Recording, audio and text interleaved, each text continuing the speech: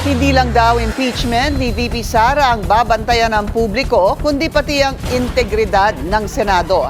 Yan ang giit ng ilang kongresista matapos ang pag-eskapo na naman ni Senador Bato de la Rosa. Naritong exclusive agenda report ni Ched Gatchalian.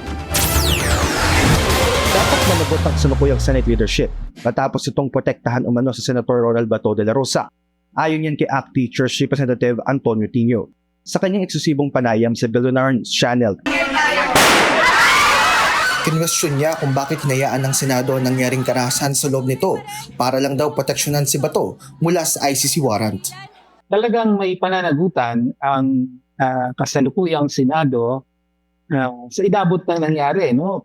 Parang nakikita natin, ito talaga yung impunity. Itong dahilan kung bakit may impunity sa ating lipunan. Dahil yung mga magkakampi na makapangyarihan, pinoprotektahan ng isa't isa.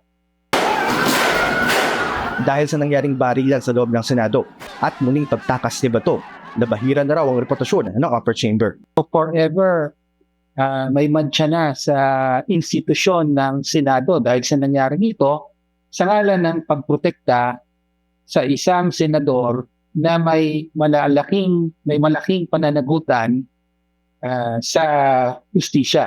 Pero sa isisirin ni Tino ang mga opisyal ng gobyerno sa palpak-anyang paghuli kay Bato. Maaari din daw na may kasabwat o taksil sa hanay ng otoridad.